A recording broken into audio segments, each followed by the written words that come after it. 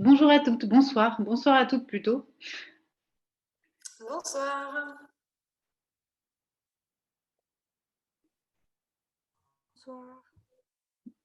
Vous pouvez effectivement couper vos micros. On va avoir une première partie où Tiffany va pouvoir, enfin voilà, on va présenter. Tiffany va présenter le sujet sur lequel qui nous réunit aujourd'hui.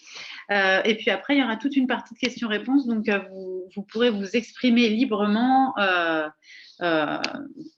pendant à peu près une vingtaine de minutes. On va essayer quand même de garder suffisamment de temps pour que vous puissiez poser toutes vos questions, même si je pense que Tiffany va répondre à certaines questions pendant le live. J'attends que tout le monde soit arrivé. Quelle heure il est? 31. On va laisser quelques minutes. On est 20 déjà. Super.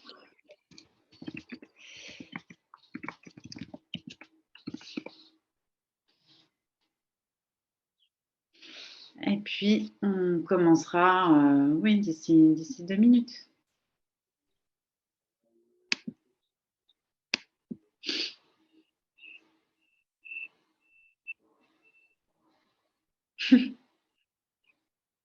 Ça bip. Il y a certains. Mais de toute façon, je vais le répéter, je vais le redire après. Pensez bien à mettre vos micros en silencieux, toutes, pour éviter les interférences.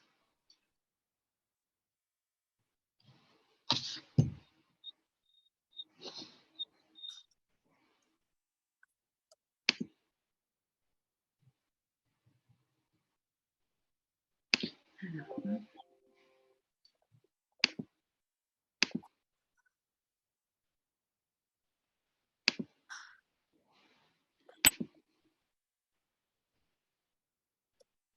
tous les micros ont l'air coupés. Il y en a. Si tous les micros sont coupés. Je ne vais pas couper les nôtres, hein. C'est mieux qu'on puisse nous entendre quand même. Éviter. Une dernière personne qui est en train de nous rejoindre.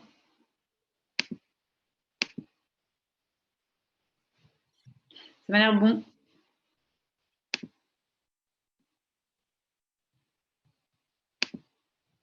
Allons-y, Tiffany. Bonsoir. Bonsoir. Bonsoir à toutes. Bienvenue pour ce live qui va traiter de la reprise d'une activité sportive en postpartum et plus largement voilà, de cette période de postpartum qui est un sujet que l'on va aborder sur Noël pendant les 15 prochains jours et que l'on débute avec Tiffany voilà, sur la reprise d'une activité. Moi, je suis Noémie, je suis cofondatrice du service NOES, qui est un service d'accompagnement à l'épanouissement personnel. Et plus particulièrement, on propose un suivi voilà, de 2 mois avec une équipe pluridisciplinaire qui est aux petits soins des femmes qui en ressentent le besoin. Donc, ça peut être dans plusieurs périodes de vie. Voilà, on intervient particulièrement pour les femmes qui viennent d'être mamans et qui en ont besoin. Tiffany fait partie de notre équipe pluridisciplinaire. Elle est kiné et elle est kiné chez Noès, mais aussi elle est kiné dans la vie en général de tous les jours. Je vais la laisser se présenter. Tiffany, dis-nous ce que tu fais dans la vie. Donc effectivement, je suis kiné, je travaille dans un cabinet à Dijon où j'accompagne les gens de la rééducation plastique avec des prises en charge sécu habituelles, mais je fais aussi de la prévention, aussi bien dans mon cabinet qu'en entreprise. J'accompagne principalement enfin, pas principalement, j'accompagne aussi des femmes. C'est quelque chose que j'aime particulièrement bien faire. Et je suis sportive, donc la reprise du sport, c'est vraiment un sujet qui est rapidement abordé en général dans le postpartum. Donc c'est quelque chose que je connais et que j'aime transmettre. Tiffany, est-ce que tu peux, pour commencer ce live, nous décrire le parcours, avec des gros guillemets effectivement, normal d'une femme en postpartum? Oui, tout à fait. En sortant de l'hôpital, en général, maintenant, les sorties sont plus précoces. et un suivi à la maison avec les sages-femmes qui permettent de suivre le bébé et la maman. Mais c'est vrai que c'est une période toujours un petit peu compliquée avec beaucoup de chamboulements. Le rythme est changé pour la maman, il y a un nouveau bébé à la maison, il y a souvent des gros bouleversements émotionnels avec les changements hormonaux. Donc c'est toujours une phase un petit peu compliquée à gérer en général pour la maman qui se retrouve plus forcément au centre de tous les intérêts qu'il pouvait y avoir pendant la grossesse et qui se retrouve avec une grosse charge de travail, de la fatigue. Donc c'est vraiment une phase en général un petit peu compliquée pour les femmes. Chacun le vit différemment, mais c'est vrai qu'en tout cas c'est un bouleversement. Et on a toujours un petit temps d'adaptation. Le corps change aussi, le corps a changé.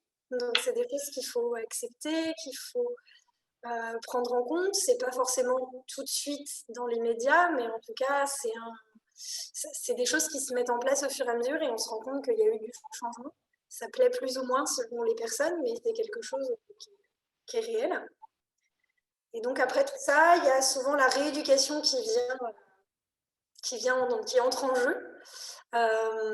Donc la rééducation qui a lieu s'il n'y a aucun symptôme, 90 jours, on dit après l'accouchement, et au moindre symptôme, ça peut être des fuites, des lourdeurs, on peut aller consulter avant.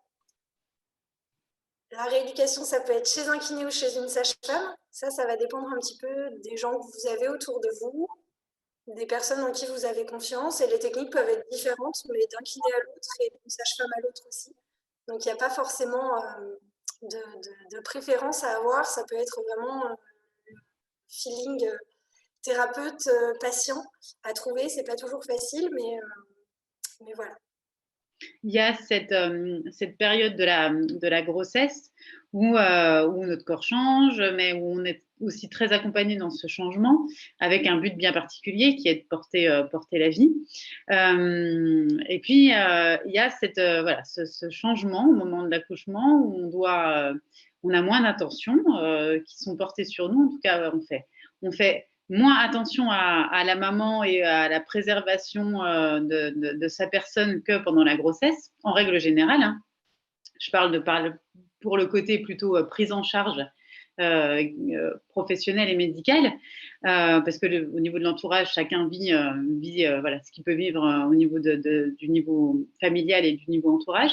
Mais il y a souvent cette rupture où on se retrouve en postpartum seul face à un corps qui a changé, qui nous plaît, comme tu le dis, plus souvent plus qu'avant. Et donc, du coup, effectivement, il y a toute cette réadaptation où on doit faire face à ça. C'est quelque chose, toi, pendant tes consultations auxquelles tu fais face, où les femmes se posent des questions. C'est important, moi, je pense, de libérer la parole sur ça aussi avant d'entamer sur la partie, reprendre une activité sportive, mais ce rapport au corps, qu'est-ce que tu peux entendre, toi, dans ton cabinet? Bien sûr, on se retrouve avec des femmes qui se retrouvent différentes, qui se sentent moches, qui se sentent grosses, qui se demandent comment elles vont retrouver leur corps, qui se sentent fatiguées. Souvent, il y a vraiment tout un ensemble. C'est pas toujours le cas, hein, heureusement, quand même. Gardons des notes positives, mais c'est vrai que c'est souvent une période un petit peu compliquée où il y a beaucoup de remises en question. Et comme tu le disais, le corps médical à ce moment-là s'intéresse plus au bébé qu'à la maman. Donc l'intérêt est différent. Et c'est un moment où on se retrouve toute seule avec le poids de la société qui vous dit quoi faire. C'est des fois un peu le cas aussi dans la grossesse, mais à ce moment-là aussi, sur comment gérer bébé avec l'allaitement, pas allaiter, comment soi-même se reposer, pas se reposer, tu devrais faire ceci, tu devrais. Et donc il y a vraiment tout un poids derrière, et dans la reprise de l'activité, c'est aussi un poids qui est souvent ressenti, parce qu'à ce moment-là, ce serait bien que tu te bouges un petit peu aussi. Et donc, c'est des choses, effectivement, où les femmes ne savent pas trop vers qui s'orienter, vers qui parler, pour libérer cette parole et pouvoir mettre les mots qui sont des fois difficiles sur tout leur ressenti. Moi, on traite sur OS du sujet. Comme je te le disais juste avant qu'on ouvre le live, j'ai eu différents témoignages. Je suis moi-même maman de 2 petites filles, qui ont maintenant 7 et 4 ans et demi, mais c'est une période qu'on n'oublie pas, on n'oublie pas comme ça. Il y a toute cette réappropriation du corps aussi par rapport à tout ce qu'on a pu connaître pendant la grossesse et après la grossesse, au niveau des différents examens qui ont pu être pratiqués sur notre corps. Donc, se réapproprier le corps plus comme un objet de contrôle par rapport à notre grossesse et le post-grossesse.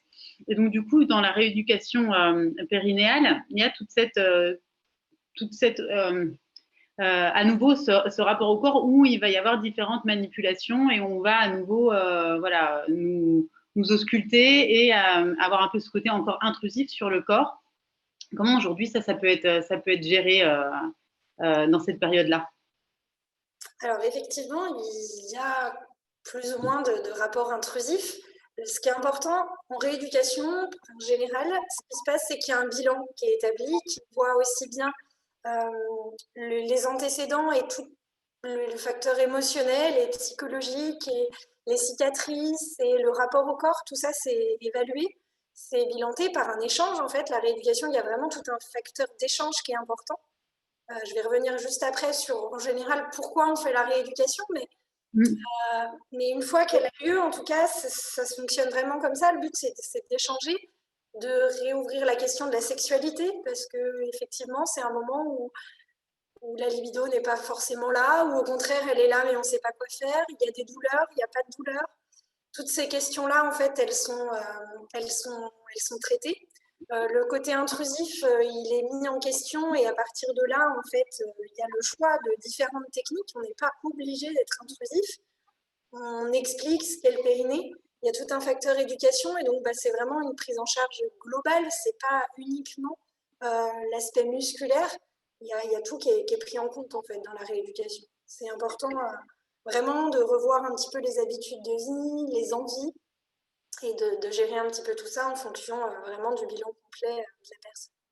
Je trouve ça important de pouvoir dire que ce moment-là de la reprise de l'activité, ça va être un espace de parole et d'échange. Et voilà, au-delà de reprendre une activité sportive en tant que telle, c'est aussi la possibilité d'avoir voilà, un professionnel à notre écoute et qui va aussi écouter, comme tu le dis très bien, ce qu'on est capable de faire à ce moment-là, tant au niveau physique, sportif, qu'au niveau mental par rapport à notre rapport au corps à ce moment-là et qui est capable aussi d'écouter les traumatismes qu'il y a pu avoir suite à la grossesse et suite voilà, la suite de la grossesse par rapport au rapport au corps qui a changé. Donc, si on rentre un peu plus dans le vif du sujet, justement, pourquoi il y a rééducation aujourd'hui? C'est quoi l'intérêt principal, enfin les intérêts principaux de la rééducation? Alors, dans le cadre du postpartum, hein, je vais quand même rester, parce qu'après la rééducation, il peut y avoir vraiment énormément de choses. Mais déjà, on est sur des séances qui peuvent être dans la prise en charge du 100% maternité. Donc, en général, toutes les femmes peuvent avoir accès à cette rééducation, déjà simplement pour un rôle d'éducation. Ça peut être quelque chose qui peut être demandé parce qu'on veut connaître son corps, comprendre son corps. Il y a 10 séances donc, qui sont prises en charge.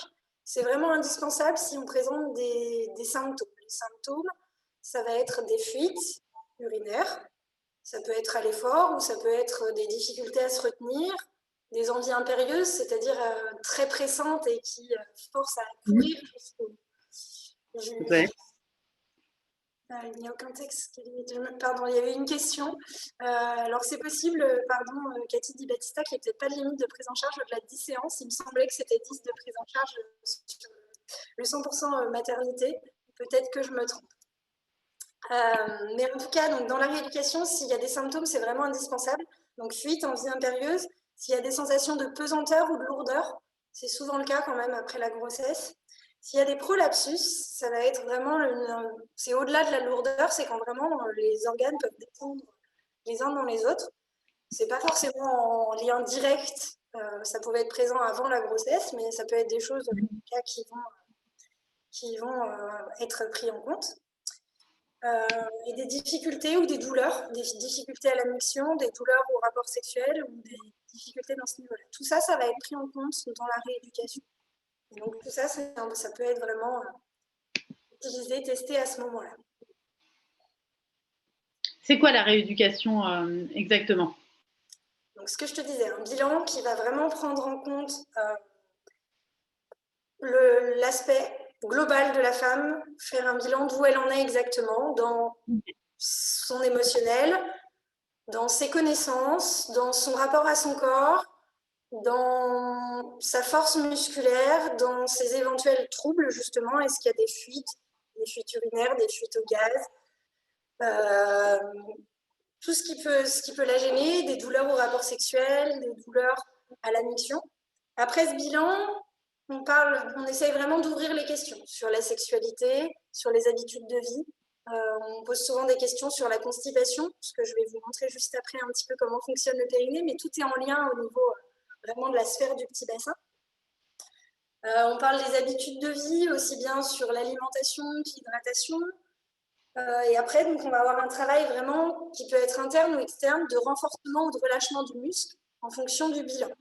Et si c'est nécessaire, c'est-à-dire qu'on va aller tester le périnée, soit de manière effectivement plus ou moins, je parlais d'invasif, c'est pas le mot que je préfère, mais effectivement, on peut aller en intravaginal pour tester la force musculaire, c'est quand même ce qui est le plus efficace, pour voir réellement comment le muscle réagit, est-ce qu'il arrive à tenir longtemps, est-ce qu'il arrive à avoir une force suffisante, et en fonction de ça, savoir ce qu'on doit faire ensemble, est-ce qu'il arrive à se relâcher.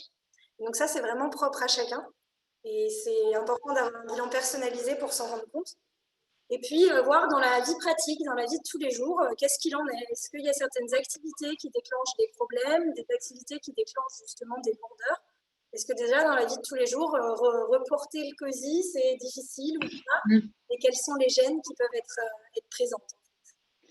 J'ai employé le mot invasif parce que ça fait appel à des témoignages que j'ai pu avoir. Par contre, moi, pour avoir fait de la rééducation intravaginale, et pour ne pas forcément l'avoir ressenti de manière invasive, parce que pour moi, ça faisait partie intégrante de l'après, de la rééducation, c'est quand même quelque chose qui permet aussi, même si on en a probablement, je vais dire avec mes mots, un peu marre d'avoir ce genre de toucher après avoir accouché. C'est un peu le ras-le-bol de cet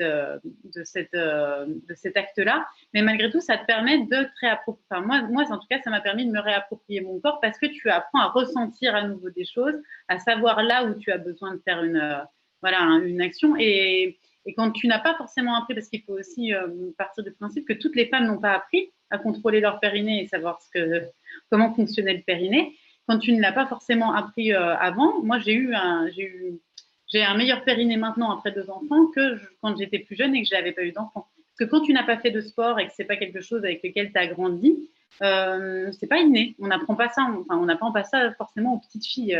Qu'est-ce que c'est que son périnée et comment on le contracte. Donc ça peut être aussi, c'est pour modérer le côté invasif. L'intravaginal peut aussi être un super outil pour apprendre à connaître son corps et avoir une sexualité par la suite qui est bien plus consciente. Bien sûr. L'éducation, enfin, on parle de rééducation, mais je trouve que dans ce sujet et dans ce domaine, l'éducation a un rôle vraiment important. À la première séance, je ne fais pas systématiquement un toucher vaginal, c'est souvent beaucoup d'échanges et justement, ce que je vais vous montrer juste après, qu'est-ce que c'est le périnée, comment il fonctionne. Et déjà, rien qu'en repartant avec ça, en général, les femmes sont déjà un petit peu rassurées sur leur corps. Et ça, c'est déjà assez important, finalement, on n'en parle pas assez. Et ces séances, c'est aussi l'occasion de s'approprier ou de se réapproprier son corps. En fait. Tiffany, c'est quoi le périnée? Du coup, qu'est-ce que c'est que le périnée? Qu'est-ce que c'est que le périnée? Si on prend un bassin, jusque-là, je pense que tout le monde voit à peu près, hein, juste ici. On a ici un ensemble de muscles. Que ce soit sur les côtés ici, les transverses, autour de l'anus, tout ça, c'est le périnée. Là, je suis sur le périnée superficiel, mais juste en dessous, j'ai le périnée profond. Donc, on voit bien que ça ferme vraiment tout le petit bassin. Ici, on a nos organes au-dessus, la vessie à l'avant, l'utérus, le vagin, et derrière, le rectum qui s'abouche sur l'anus. Je vais les retirer pour la pédagogie. Et donc, on voit bien que c'est finalement vraiment ce qui referme notre petit bassin. Ici, ça va vraiment maintenir l'ensemble. Ça tapisse ça tapisse le fond du bassin. C'est ça. Et on parle de plancher pelvien, parce que finalement, ça maintient vraiment, en fait, l'ensemble des organes et ça maintient tout le reste. Ici, si on prend une coupe, donc il faut vraiment imaginer qu'on a coupé là sur le côté, qu'on a retiré l'os du bassin. Hop, juste ici. Donc on a, comme je vous le montrais juste avant, la vessie, l'utérus derrière le rectum. Et le périnée, c'est ce qu'on a ici, qui est là et qui maintient tout ça. À la fois, il sert de maintien et à la fois, sert plus ou moins de deuxième sphincter, parce que l'ensemble de nos vessies, l'anus, ont des sphincters qu'on ne sent pas. Je dis souvent à mes patientes, vous ne savez pas quand votre estomac il s'ouvre et il se ferme, et heureusement, sinon on aurait beaucoup trop de choses à contrôler. C'est pareil au niveau de la vessie et de l'anus. Mais on a ce muscle qu'on peut serrer en plus pour essayer de maintenir. Et donc, c'est vraiment ça c'est vraiment ça le périnée. Et c'est un ensemble des muscles. C'est pas un seul. On a le périnée superficiel, comme je le montrais juste avant, et le périnée profond. Donc, on est vraiment sur différentes zones. On a des muscles qui sont à droite, à gauche, et selon les épisiotomies, les cicatrices, selon les positions du bébé, les femmes vont avoir plus ou moins de gènes à droite ou à gauche. Et c'est là où le toucher vaginal va aussi être intéressant pour sentir s'il y a des douleurs, s'il y a des différences de force sur le côté droit, le côté gauche, pour vraiment avoir un ensemble. Là, si je reprends une vue du dessous, donc on a le clitoris, le méa urinaire, le vagin et là le rectum, on voit vraiment qu'on a un ensemble de muscles de chaque côté qui recouvre vraiment tout l'ensemble. Ce qui peut être intéressant pour le sentir, c'est de venir mettre sa main juste là entre ses jambes et de venir serrer. C'est quelque chose qu'on pourra éventuellement essayer, venir serrer son périnée pour essayer déjà de le ressentir. Dans les exercices que je vous proposerai tout à l'heure pour essayer de prendre un peu conscience de ce qu'est le périnée, ça peut être une chose, une zone où on sent un petit peu une contraction qui fait que ça se remonte. Donc voilà un petit peu pour ce qu'est le périnée. Ça t'éclaire un petit peu cette part, Noémie? Ah bah, c'était excessivement clair et tes dessins étaient parfaitement faits. Donc, je t'inviterai d'ailleurs à les scanner pour qu'on puisse les transmettre à tout le monde après. Ça peut être, voilà, ça peut, pour que les femmes qui participent ou celles qui n'ont pas pu être là puissent regarder et s'y référer après. Mais non, c'est très, très clair. C'est très, très clair et je pense que c'est la base de pouvoir déjà comprendre ce sur quoi on agit. Donc, non, cette partie-là était très claire. Maintenant, quelles activités sportives on peut faire, à quel rythme on peut les reprendre, qu'est-ce que toi tu peux conseiller? Alors du coup, sans parler de rééducation, certaines femmes en auront, d'autres n'en auront pas. Si vraiment il y a les cas qu'on a vus précédemment de fuite, de lourdeur, de douleur, ça va être important de consulter avant de reprendre toute activité. Il y a vraiment des choses qui sont à voir, à vérifier. Tout le monde n'ira pas faire forcément de la rééducation, mais c'est quand même un moment qui est important en général d'aller consulter un professionnel, que ce soit un kiné ou une sage-femme, et d'avoir fait un point en tout cas pour vérifier. Au moins pour valider la reprise. C'est ça, que ce soit validé. Il va y avoir pas mal de critères qui vont entrer en compte sur les délais, sur toutes ces choses-là. Ça va être difficile pour moi de donner réellement une recette toute faite parce que chaque femme va vraiment être différente à ce moment-là. Et ses sensations à elle vont être différentes. Donc, je vais pouvoir donner un petit peu des notions et des idées un petit peu qui vont permettre d'orienter. Mais c'est vrai qu'il va falloir quand même que quelqu'un puisse valider que le périnée est fort. Ça peut être la sage-femme dans le suivi, ça peut être un gynécologue, un médecin, et des fois qui dit bon, vous allez pouvoir reprendre sans rééducation. Donc, après, les choses vont être à reprendre de manière progressive. Ça, quoi qu'il en soit, après un arrêt d'activité, finalement, que ce soit en lien avec une grossesse ou avec autre chose, il y a eu forcément un arrêt quelques semaines. C'est important de faire vraiment quelque chose de progressif. Donc, il va y avoir vraiment un critère de reprise, des choses qui vont être liées purement à l'accouchement, s'il y a eu une césarienne, s'il y a eu des déchirures, la présence ou non de symptômes. Hein, si on a des fuites, ce sera plus long de reprendre une activité que si on n'en a pas au départ. La même chose au niveau des prolapsus, plus ou moins importants. Donc les prolapsus, juste avant, je vous ai montré les différents organes, en fait, et s'il n'y a plus le maintien ici, ils peuvent s'affaisser. Le prolapsus, pour résumer, c'est un petit peu ça, où il y a ce qu'on appelle plus vulgairement la descente d'organes. Le mot fait un petit peu peur, mais finalement, c'est à un moment donné un déséquilibre des forces qui va générer un petit peu tout ça. Donc tout ça, c'est ce qui est plus ou moins en lien avec vos antécédents ou avec la grossesse. Mais après, ce qui va aussi entrer en jeu et qu'on oublie souvent, c'est est-ce que vous aviez fait du sport avant? Dans les 2 ans qui précèdent, est-ce que vous faisiez du sport pendant votre grossesse? Jusqu'à quand vous avez pu en faire?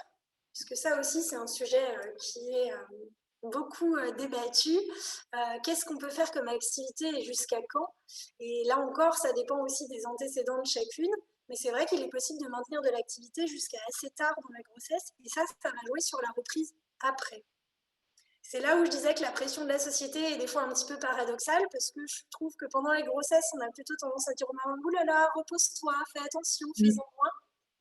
Et dès qu'elles ont accouché, oulala, il faut que tu reprennes. Sauf que si elles ont arrêté très tôt, c'est quand même difficile de reprendre très vite. Donc on est vraiment là pour le coup dans un vrai paradoxe à ce niveau-là. Donc ça va vraiment dépendre un petit peu de tout ça. Ça va dépendre des douleurs, des sensations de lourdeur, de la fatigue générale, parce que malheureusement, tous les bébés ne font pas leur mieux au même moment. Tout le monde ne se remet pas aussi vite selon les gestes chirurgicaux qui ont eu lieu ou non, selon l'anesthésie. Et donc toutes ces choses-là vont entrer en jeu. La connaissance du corps aussi, de son corps et de comment on sait contracter ou non. Donc c'est difficile de donner réellement un délai. On a des sportifs de haut niveau qui, à 3 semaines, refont déjà des choses alors qu'ils sont très loin de leur niveau de départ. Hein. Et 3 semaines, je ne le conseille pas à grand monde. En général, les occupations sont bien différentes. Mais voilà, on peut avoir des délais très longs et il y a des femmes qui, au bout de 6 mois, ont encore des fuites et sont encore gênées. Donc c'est propre à chacune. Une des choses qui peut aussi entrer en compte, ça va être l'allaitement. Parce qu'au niveau hormonal, tant qu'on allaite, la plupart des tissus sont plus flexibles. On reste sur les hormones de la maternité, le but à ce moment-là, c'était que tout soit détendu pour le passage du bébé, entre autres. Et tant qu'on allaite, en fait, le retour de la rigidité, si je puis dire, des tissus n'est pas là. Donc le périnée gagnera encore en stabilité à la fin de l'allaitement. Donc ça, c'est pareil, tout le monde n'arrête pas d'allaiter au même moment.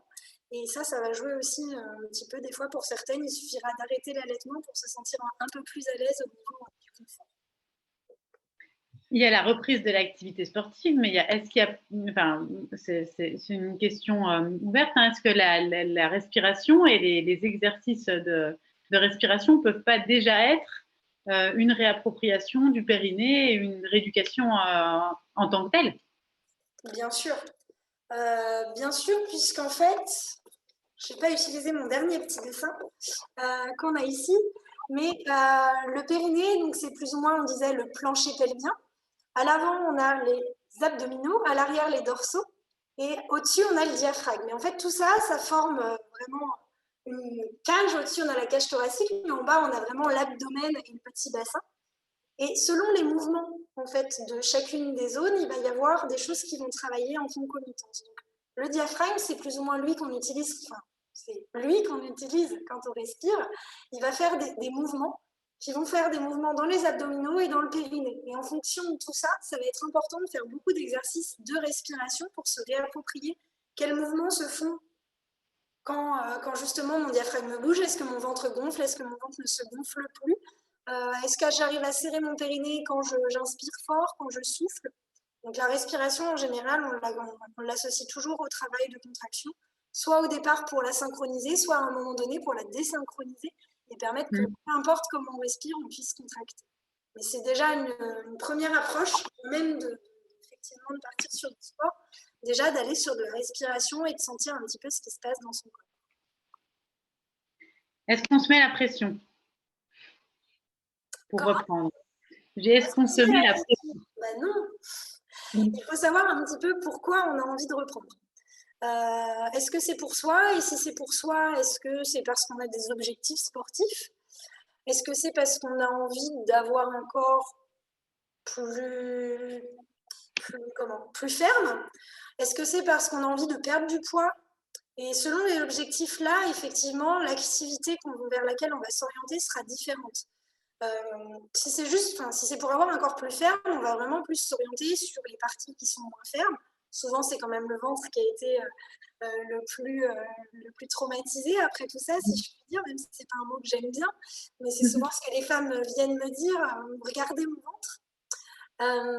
Auquel cas, effectivement, la reprise, donc j'ai beaucoup parlé du périnée, mais il y a un muscle qui est important, c'est le transverse. Au niveau des abdominaux, on a plusieurs muscles, et le muscle le plus interne, c'est le transverse, c'est celui qui nous fait la gaine, qui a tendance à nous grandir. On va essayer de le sentir un petit peu après. Mais c'est ce muscle-là qui va être intéressant de travailler si on veut retrouver un petit peu de fermeté. Donc, dans ce cas-là, effectivement, on va s'orienter sur des exercices plutôt d'abdominaux. Si on a envie de perdre du poids à moyen terme, le but, ce sera peut-être d'aller plus vers des exercices de cardio qui vont aider un petit peu à brûler plus de graisse. Si c'est des objectifs de compétition, ça dépendra aussi de quel type d'activité vous avez envie de faire. Et c'est important que ce soit pour soi et que ce ne soit pas pour les autres. Ça va changer quand même un petit peu tout. Que ce ne soit pas pour le poids de la société, que ce ne soit pas pour le conjoint. Et en général, déjà, selon les objectifs, c'est déjà ça qui va aider le plus. Et dans tous les cas, une activité qui plaît. Oui, quelque chose qui nous permet de nous sentir bien et de se faire plaisir, pas quelque chose où quand on s'y met, on sait déjà que c'est laborieux et qu'on n'a pas du tout envie de le faire. Et puis, il y a l'organisation avec le bébé, parce que c'est pas forcément simple non plus. C'est ça. En général, il va y avoir trouver le compromis, à quel moment je peux le faire, comment je peux reprendre. Donc souvent, les petits exercices qu'on peut donner, ça colle bien parce qu'on part sur une dizaine de minutes, une quinzaine de minutes. Ça permet de caser ces exercices-là sur les périodes de sieste éventuelles. Il peut y avoir des exercices à essayer de trouver du juste de contraction au moment d'une éventuelle tétée. Et ça, c'est tout le rôle aussi à ce moment-là que peuvent avoir sur une reprise d'activité. On peut aussi bien avoir des professionnels de santé qu'après, pourquoi pas des coachs, une fois que la rééducation a été faite, j'entends. On peut être dans une suite, soit c'est la fin de la rééducation, soit ça peut être après. Mais dans tous les cas, il peut y avoir à trouver quel rythme de vie vous avez et comment faire coïncider tout ça. C'est un moment encore plus particulier où à la fois il y a ce rythme de vie et il y a les envies personnelles qui reprennent. Et donc, il faut réussir à amener les deux. Est-ce qu'on passe aux exercices que tu voulais nous montrer, Tiffany? Ou est-ce qu'il y a encore des choses à rajouter sur cette partie-là pour toi? Je regarde un petit peu ce que j'avais noté. Je crois que j'ai dit la plupart des choses. Ce qui va être important, c'est vraiment de s'écouter, d'avoir des sensations de confort aussi dans les activités que vous allez vouloir reprendre, en fait. À un moment donné, vous allez sentir si votre corps y suit ou s'il ne suit pas. Il ne faut jamais qu'il y ait trop de lourdeur. Il ne faut jamais aller au-delà de ce qui a été fait.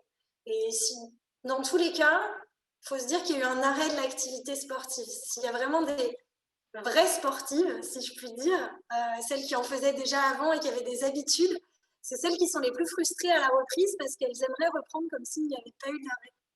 Ouais. Et ça, pour le coup, c'est ce qui est le plus compliqué. Mais il faut se dire qu'il y a eu un arrêt comme si c'était une blessure, même si ce n'est pas une blessure, c'est physiologique. À un moment donné, il y a eu plusieurs semaines ou plusieurs mois, selon chacune, de diminution ou d'arrêt d'activité. Et donc, il faudra vraiment, certes, pour le côté périnée, reprendre progressivement, mais aussi pour tous les autres muscles du corps, en fait. Parce qu'à ce moment-là, le corps a changé et les muscles aussi ont eu un arrêt d'activité. Donc, et puis,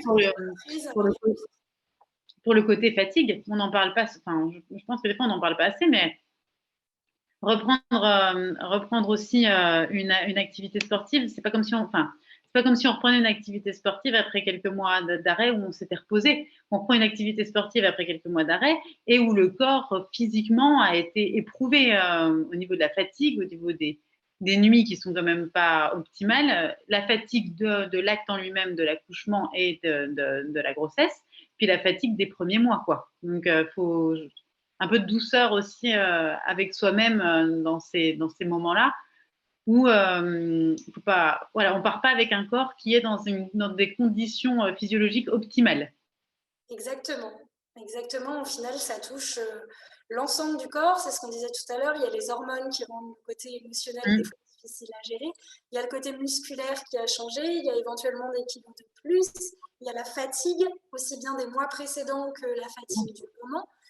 Donc on est sur un ensemble de choses qui fait que le corps il a une charge de stress très diverses et variées. Il est en train de se réadapter à tous ces changements et donc ça, il faut vraiment le prendre en compte et y aller avec douceur. Explique-nous les exercices qu'on peut donc faire. Surtout, on n'en a pas parlé jusque-là, mais dans cette période un petit peu particulière où on ne peut pas vraiment faire ce que l'on souhaite en termes d'activité sportive. Donc, voilà, explique-nous un petit peu ce que tu peux proposer et puis ce qui est faisable dans cette période de confinement. Déjà, dans un premier temps, pour essayer de sentir son périnée, je pense que tout le monde est à peu près assis. On peut essayer de le faire ensemble si ça vous dit. Sinon, vous pourrez réessayer de le faire plus tard. Juste essayer de sentir déjà vos appuis sur votre chaise, de sentir donc les os au niveau des fesses, de sentir un petit peu sur l'avant, au niveau des lèvres, au niveau vraiment tout ce qui est en appui sur votre chaise. Selon la manière dont vous êtes assis, ce sera différent. Donc, si je suis sur toutes ces zones-là, ici on a ce qu'on appelle le noyau fibreux. C'est souvent la zone qu'on sent le plus, qui a tendance à bouger un petit peu quand on serre. Et donc on va essayer de sentir cette zone et je vais vous demander de serrer comme pour vous retenir en fait. Donc, vous essayez de serrer, de retenir et normalement vous sentez que ça peut se serrer au niveau des lèvres, au niveau de l'anus. Il y a cette zone, vous allez avoir l'impression un petit peu qu'il y a moins de poids dessus et qu'elle remonte légèrement. Et on relâche. Là, on était sur la contraction du périnée. Je ne sais pas si tu as essayé, Noémie, je ne sais pas si tu es avec nous, je ne te vois plus. Je suis. Ah, excuse-moi. Si, je suis là. Je suis là. J'étais partie chercher des ressources supplémentaires que je vais expliquer après, mais si, je peux le faire et moi, je le fais encore tous les jours. Donc, Donc, on sent normalement qu'il y a plus de poids, qu'il y a un petit peu moins de poids quand on le fait. Donc là, on est sur la contraction du périnée. En étant assis, on sent peut-être aussi qu'il y a le bas du ventre qui se contracte un petit peu. Je ne sais pas si certaines d'entre vous le sentent. Auquel cas, on va essayer de mettre une main sur le... Je vais baisser, vous voyez un petit peu plus. Une main sur le ventre, une main sur le thorax, et on va déjà essayer de respirer tranquillement. Les plus grandes respirations. Inspirez et soufflez. Si vous arrivez si vous respirez amplement, vous pouvez normalement respirer aussi bien en thoracique qu'en abdominal. Si c'est difficile, on va essayer ensemble d'inspirer en gonflant le ventre et de souffler en le rentrant.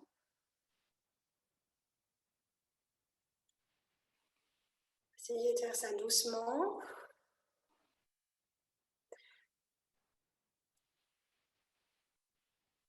Une fois que vous aurez réussi à bien sentir en fait, que vous arrivez à faire bouger un petit peu plus votre ventre, en fait, c'est que vous utilisez plus votre diaphragme, comme je montrais tout à l'heure, il fait un peu le piston. Donc, quand il descend, en fait, ça fait un petit peu avancer le ventre, et quand il remonte, ça lui laisse de la place, et donc les choses remontent. À l'inspire, à l'expire. Et donc, cette fois, quand on aura soufflé, on va essayer de rentrer un petit peu le ventre vers le haut. Donc, on inspire, et en soufflant, on rentre un peu plus, et on essaye de le faire monter vers le haut. Et on relâche. Donc tout à l'heure, on a contracté juste avant le périnée en sentant qu'à partir du bas, il y a quelque chose qui se relâchait. Et juste là, on sentait éventuellement le bas du ventre. C'est le même que vous avez senti en le remontant vers le haut. Si vous avez du mal à le sentir assise, je vous conseille de vous allonger. J'ai le tapis déjà prêt.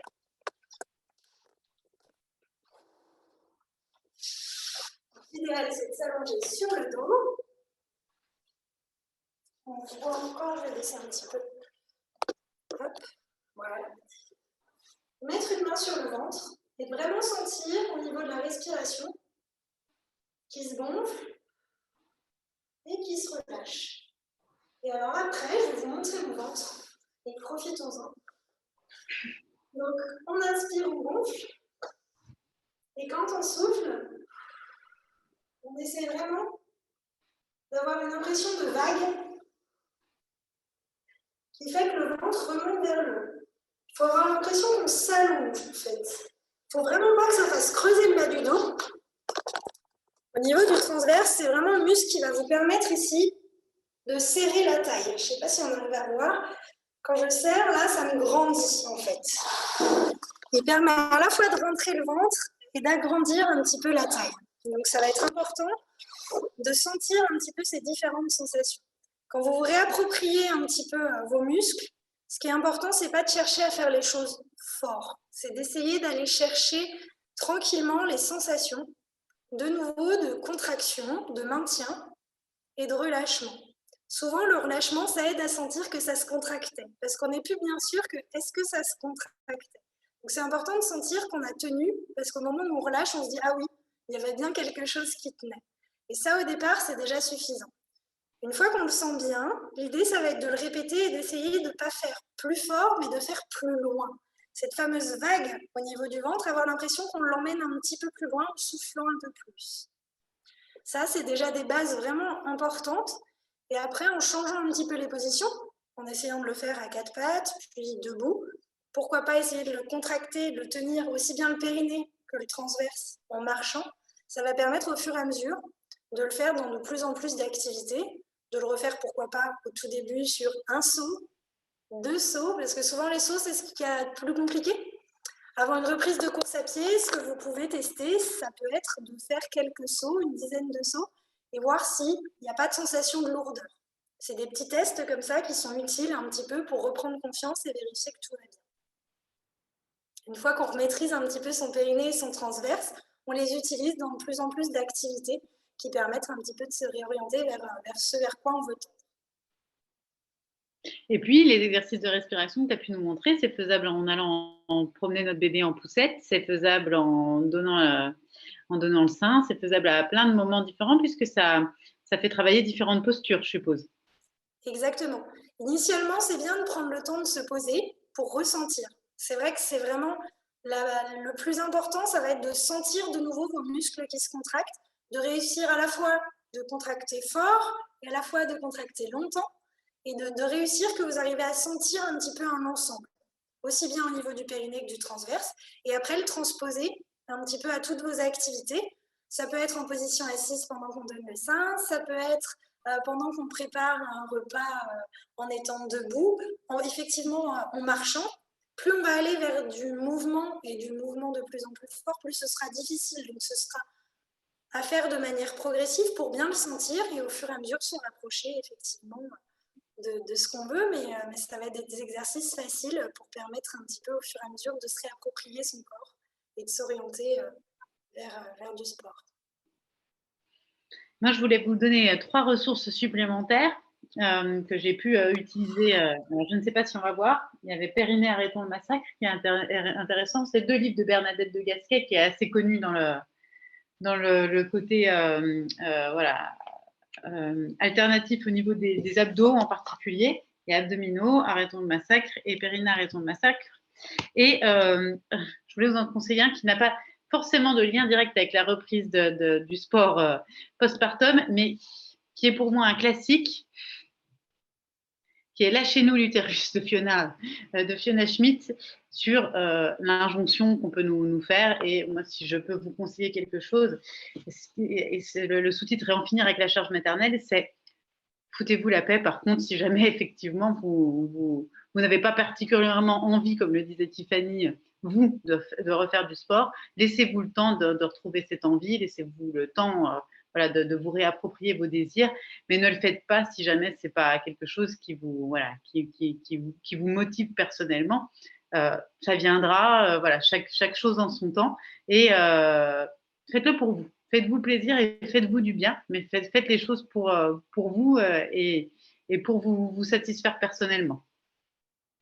On va passer aux questions-réponses. Est-ce que tu avais quelque chose à rajouter, Tiffany, sur les livres que j'ai pu proposer ou sur d'autres choses? Non, je pense que c'était des bonnes références, effectivement. Au niveau des exercices de Bernadette de Gasquet, c'est une référence dans le domaine. Donc, il y a beaucoup d'idées d'exercices. Toutes ne sont pas aussi simples les unes que les autres à mettre en place, mais en tout cas, ça permet de se donner des idées. Donc, ça peut être des bonnes références.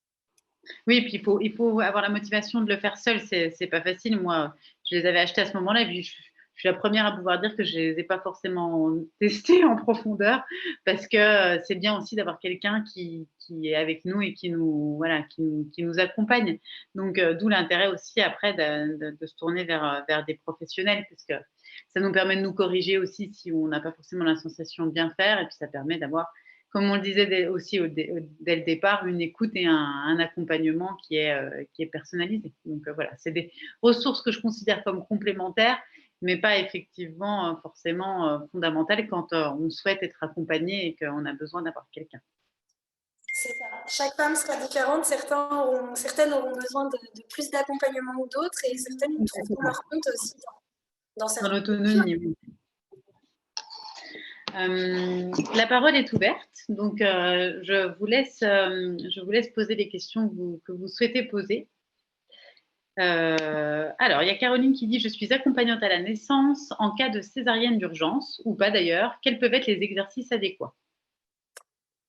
La question, c'est à distance de la césarienne, c'est ça? Parce qu'en cas de césarienne d'urgence, ou de césarienne tout court, c'est vrai qu'il y a des questions qui sont un petit peu différentes. Vous m'entendez? Oui. Oui. Ok. Bonsoir, merci Bonsoir, Caroline. pour ce partage, c'était très intéressant.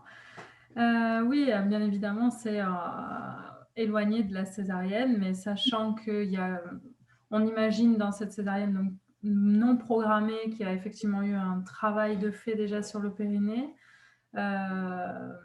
Quels peuvent être les exercices? Est-ce que ce sont les mêmes? Est-ce qu'il y a d'autres choses, un autre regard à avoir là-dessus? Le fait qu'il y ait une césarienne, ça va... Non, j'allais dire ça va augmenter la difficulté, mais même pas forcément, puisqu'il y a des femmes qui vont récupérer plus vite que d'autres, donc ça va vraiment être propre au bilan de chacune. Ce qui va être important, c'est de voir les rapports de douleur avec la cicatrice, la mobilité du tissu, et revoir un petit peu s'il y a des douleurs à la contraction des muscles abdominaux, parce qu'à ce moment-là, il y a eu un travail. On va voir la contraction du périnée, et donc ça va dépendre vraiment du bilan. C'est difficile de donner vraiment la recette là tout de suite, mais se réapproprier le périnée et les muscles abdominaux, notamment le transverse, ça va être la première phase qui va être commune, quel que soit un petit peu finalement le parcours de la personne. Le scénario. Voilà. Donc il n'y a pas d'exercice plus spécifique. Après, les premiers exercices, c'est vraiment la prise de conscience du périnée, du transverse, les mettre en relation avec la respiration, et après ajouter des exercices où on va travailler la stabilité du bassin, travailler les mouvements qui vont être autour en fait, et le ressenti toujours dans les activités. Finalement, c'est d'autant plus important d'avoir un suivi auprès d'un kiné ou d'une sage-femme, notamment dans ce cas-là, j'imagine. Au moins dans un premier temps, oui, c'est évident qu'il faut qu'il y ait une prise en charge en général dans ces cas-là. Ouais. Caroline posait la question aussi tout à l'heure. Caroline, elle avait rebondi quand on avait parlé de reprise de sport pendant l'allaitement. Et elle avait demandé, même quand il y a un allaitement tardif, par rapport à la reprise de sport, qu'est-ce que tu peux conseiller? L'allaitement n'empêche pas la reprise du sport. Par contre, il y a certains périnées qui vont rester plus faibles du fait de l'allaitement. Ça, c'est encore variable d'une personne à une autre.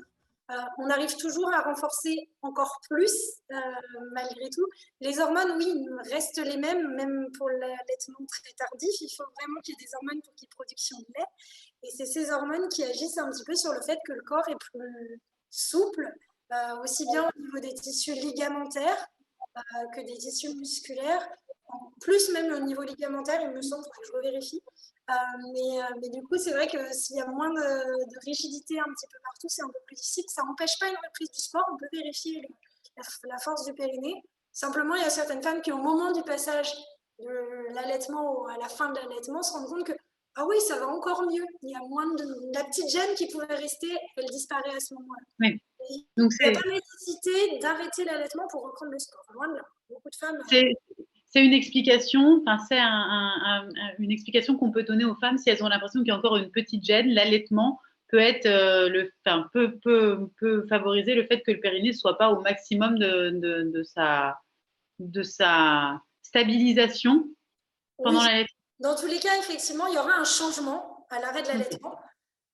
Mais on peut aller sur quelque chose de stable. Ça mettra peut-être éventuellement un peu plus de temps. Il y aura peut-être un renforcement plus grand pour avoir le même résultat qui aurait pu être obtenu juste à l'arrêt de l'allaitement. Mais on n'arrête pas l'allaitement juste pour se sentir bien. On fait juste un peu plus de renforcement et il n'y a pas de souci. Voilà.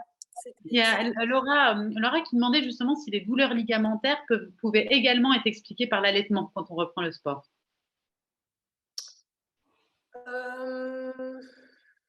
Oui. Oui, puisqu'au niveau des tissus ligamentaires, c'est modifié. Donc, ça peut effectivement être une des raisons. Après, les douleurs, c'est souvent un ensemble de raisons. Si on entre dans le terrain des douleurs, on est sur quelque chose de multifactoriel et en général, il n'y a pas qu'une seule chose qui les explique. Donc là, on serait sur un terrain large et varié, mais ça pourrait être un des facteurs. Il y a Kirsten qui nous dit qu'elle allait et qu'elle a repris le sport course à pied et gainage en plus de la rééducation du périnée. Si le gainage fonctionne bien, est-ce qu'on peut petit à petit refaire des pompes pour travailler le haut du corps? Sans aucun problème. Si le gainage va bien, qu'il y a une rééducation en parallèle, qu'il n'y a pas de gêne, en tout cas, ça peut être essayé d'en faire une ou deux, vérifier qu'il n'y ait pas de gêne, pas de lourdeur, pas de fuite, pas de souci, mais sans aucun problème. Après, il y a même moyen, avant de refaire des pompes, déjà de commencer par des dips ou d'autres exercices qui vont travailler uniquement les bras. Mais sans aucun problème, si le gainage va bien, en tout cas, ça peut être pris. Vous avez d'autres questions, mesdames, mesdemoiselles? Vas-y, Caroline, je te vois faire oui. Ouais, j'étais en train d'écrire, du coup, c'est bien, je reprends la parole. On a un peu parlé d'activité sexuelle. Oui. Est-ce que comment rassurer les personnes qui justement, on a souvent peur de reprendre une activité après l'accouchement, peur du prolapsus, de la douleur, ouais.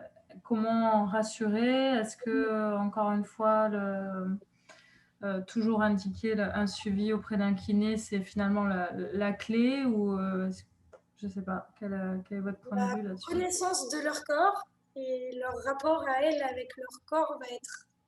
Déjà, selon ce rapport-là, la question va être abordée différemment. Si c'est des femmes qui arrivent à se toucher, qui se connaissent, qui arrivent elles-mêmes à venir masser des éventuelles cicatrices, ça va être différent si c'est quelqu'un qui refuse absolument d'approcher sa main de ses parties génitales, puisque ça arrive et c'est propre à chacun, il n'y a pas de jugement à faire à ce niveau-là. Mais c'est vrai que selon l'approche déjà que la personne a avec son propre corps, on va avoir des conseils qui seront différents. Mais venir soi-même sentir qu'on peut toucher en externe, qu'on peut toucher en interne, voir si ça fait mal, pas mal, ça va déjà être une façon, en général, plus facile de se réapproprier son corps et donc plus facile d'aller vers une sexualité à deux. Déjà en jouant avec sa sexualité à soi seule. Si c'est une question plus compliquée avec quelqu'un qui a plus de difficultés, effectivement, là, le sujet va être plus compliqué à aborder. Mais il faut laisser du temps. Dans tous les cas, c'est comme pour le sport, il faut éviter que ce soit l'injonction et très vite. Il y a la fatigue, il y a la baisse de libido, propre aux hormones à ce moment-là. Il y a beaucoup de facteurs qui entrent en jeu et la douleur, ça peut être lié aux cicatrices, au reste, mais ça peut être lié aussi à de la fatigue et au corps qui est en train de se remanier. Donc voilà, il faut se laisser du temps, il faut réussir. Si la question est abordée, je pense que c'est important au départ de proposer à la personne elle-même d'aller explorer sa sexualité toute seule, de se réapproprier son corps.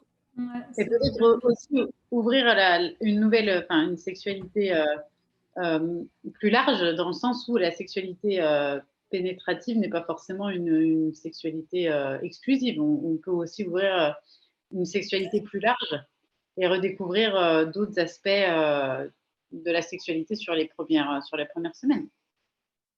Bien sûr. En général, effectivement, la tendresse Voilà. aide un petit Laura, Laura l'a dit avec beaucoup plus beaucoup plus direct que moi. Elle a dit pendant un CUNY, par exemple, oui, et le sexe pénétratif n'est pas une fin en soi. Donc, on peut aussi jouer avec sa bouche de différentes manières, ou avec ses doigts, ou avec, voilà, avec toute autre chose, mais sans aller jusqu'à la pénétration si on n'est pas prêt pour ça au départ. Exactement.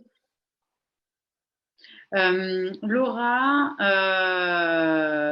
elle faisait, elle disait, est-ce que vous conseillez de faire des sauts pour tester avant la reprise de course? Est-ce que c'est pas un peu violent, le saut? Alors, si on parle d'impact en course à pied, en fait, on a beaucoup plus d'impact qu'en faisant une dizaine de sauts. Je ne dis pas d'aller faire du trampoline pendant une demi-heure, mais quelques sauts sur place, ça va être moins impactant que d'aller courir 10 minutes. Faire 10 sauts, finalement, on est déjà, si on fait du saut au cloche-pied d'un pied sur l'autre, on est presque sur le mouvement de course à pied, mais sur place, si je puis dire, sans la longueur de pas. Donc, c'est pas plus violent. Et ça peut paraître violent comme ça de prime abord. Alors, dans le corde à sauter pour la rééducation, par contre, non, justement, pas forcément tout de suite en tout cas. Essayez juste une dizaine de sauts avant d'aller courir 10 minutes. Ça peut paraître violent à certaines, mais en fait, courir 10 minutes, il faut imaginer que c'est plus d'une centaine, milliers de petits sauts les uns après les autres, finalement. Donc, en termes de violence, on est... Mais les sauts, c'est ce qu'il y a de plus dur. Souvent, c'est ce qu'on aborde en fin de rééducation, parce qu'à ce moment-là, effectivement, il y a de l'impact. Donc, oui, c'est violent, mais c'est moins violent que de la course à pied. Et Laura posait la question aussi sur comment gérer les fuites. Je suppose que c'est les fuites urinaires. Les fuites urinaires pendant l'orgasme. Elle disait que c'était pas simple. Et non, effectivement, c'est pas simple.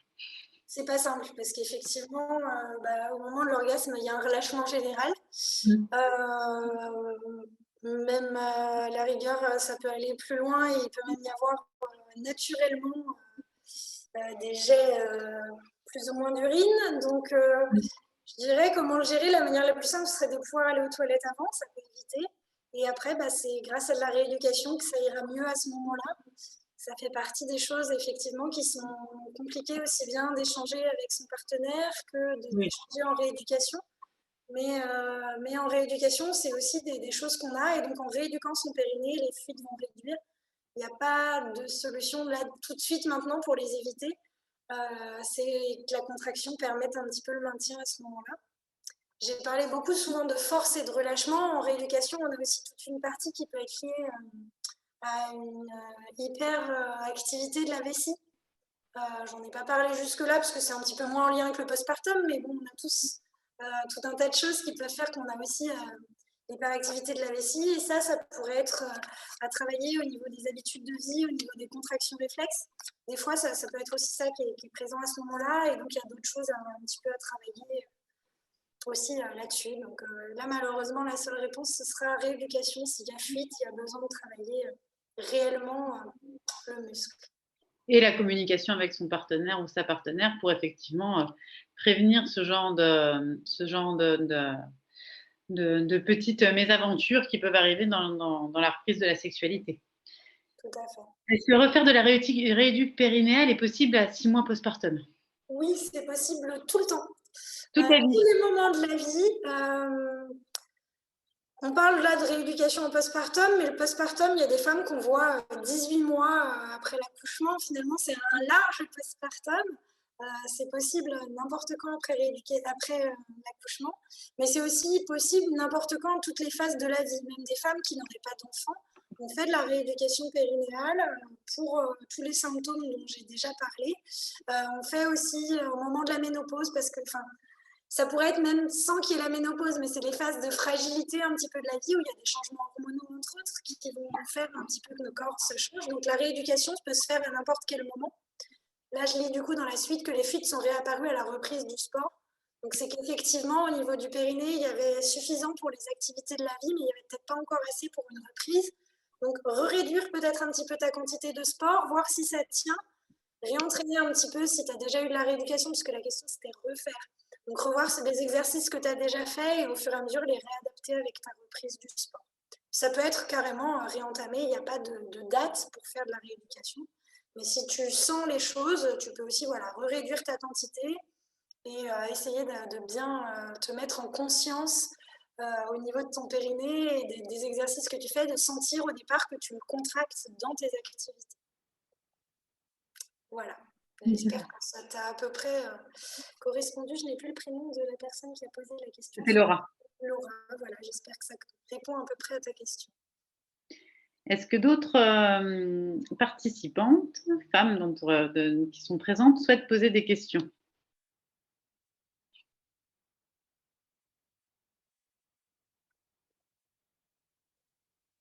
Je vois des têtes qui disent non. Eh bien, c'est très bien. On est très, très à l'heure, il est 19h31. Moi, je vous enverrai le lien du replay pour que vous puissiez revoir le live si vous le souhaitez. Je vous enverrai aussi les différentes références. Tiffany, on va s'arranger pour qu'elle puisse vous envoyer les différents schémas qu'elle a pu faire. Et puis, on vous enverra les lectures qu'on a pu vous présenter. N'hésitez pas à nous dire ce que vous avez pensé de la conférence, juste en bas dans la boîte conversée. Ça nous sert beaucoup avec Tiffany d'avoir des retours voilà, sur ce que vous avez pu penser de cette conférence et nous dire si vous avez apprécié, si vous avez appris des choses, si c'était ce que vous pouviez attendre. Et puis, n'hésitez pas à nous retrouver sur les différents réseaux qu'on peut proposer sur Instagram, sur Facebook et même sur LinkedIn. Donc, voilà, sur les différents biais de communication qu'il peut y avoir. Laura demande si on peut envoyer quelques exercices à faire en séance de 10-15 minutes quotidiennes. Tiffany? Je pourrais envoyer 1 ou 2 exercices supplémentaires. Après, le souci, c'est que ça dépend vraiment de où chacun en est. Déjà, est-ce qu'il y a déjà eu une partie de rééducation? Est-ce que le périnée a été testé? C'est pour ça que je ne suis pas forcément rentrée en détail sur des exercices plus précis. Je donnerai deux exercices en vidéo qui pourront être éventuellement avec des petites complications au fur et à mesure qui pourront être utilisés. Et puis, n'hésitez pas à solliciter Tiffany aussi pour une consultation privée. Hein. Elle propose aussi des consultations en présentiel. Mais tu m'arrêtes si je dis une bêtise, mais aussi à distance, Tiffany. Oui, tout à fait. Voilà. Donc, si vous voulez aller un peu plus loin et être accompagné par Tiffany, l'idée après sur de l'individuel, comme on l'a dit tout au long de la conférence, c'est vraiment de pouvoir prendre contact parce que malgré tout, Tiffany, elle peut donner des conseils globaux, mais après, quand ça devient plus particulier et plus précis, si elle veut bien faire son travail, il faut pouvoir avoir un bilan et un contexte un peu plus personnalisé, n'est-ce pas? Il y a Caroline qui me fait coucou, me dit au revoir ou veut parler, je ne sais pas. Je veux parler. Non, j'ai une question, là, ça me vient tout à coup. Est-ce qu'il y a des exercices qui se pratiquent dans l'eau spécifiques au périnée? Je dirais les mêmes, les exercices de prise de conscience. Après, dès que tu es finalement en équilibre, en planche, tu fais du gainage, donc c'est quand même des exercices qui vont déjà demander une certaine contraction. Mais oui, dans l'eau, tu peux refaire tous les exercices de prise de conscience. Il peut y avoir des gênes un petit peu au début selon la force du périnée interne par rapport au périnée externe, avec des éventuels faits vaginaux, des choses comme ça, puisque tu peux avoir de l'air emprisonné si elle est différente. Donc des fois, au départ, à la reprise de la piscine, tu peux avoir ce genre de petites gênes qui apparaissent, qui vont te montrer un petit peu des différences de force à ce niveau-là. Mais tous les exercices de prise de conscience, il n'y a pas d'exercice plus spécifique à faire dans l'eau qu'à l'extérieur. En tout cas, je ne les connais pas. Ok, merci. Et on va répondre à une dernière question. Il y a Ali qui demandait si le yoga pouvait être repris avant la rééducation périnéale. Je dirais ça dépend quel type de yoga. Parce que le yoga, ça englobe beaucoup de choses. Il y a souvent un gros travail respiratoire dans le yoga, donc pour ça, c'est très intéressant. Si vraiment le périnée est très faible, non. Toutes les activités vont être compliquées et tout ce qui va forcer sera évité. S'il n'y a aucune gêne dans les activités de la vie de tous les jours, on peut reprendre un petit peu les choses de manière progressive. C'est ce que je disais tout à l'heure, certaines femmes ne font jamais de rééducation périnéale au postpartum. C'est pas forcément une obligation, ça permet un petit peu de se réapproprier son corps, mais si on a déjà des connaissances et des ressentis, rien n'empêche d'y aller graduellement, soi-même, de manière progressive. Donc oui et non, ça dépend quel type de yoga et ça dépend un petit peu comment on se sent de manière générale si on n'a aucun symptôme et si on maîtrise déjà un petit peu son corps et ses sensations au niveau ressenti et qu'on y va de manière très progressive. Voilà. Désolée de ne pas être plus Merci. précise sur des questions comme ça. Merci à toutes. Je vous souhaite une bonne soirée et je vous dis à très bientôt pour un nouveau live ou un nouveau cercle de femmes chez Noès. Bonne soirée. Bonne soirée.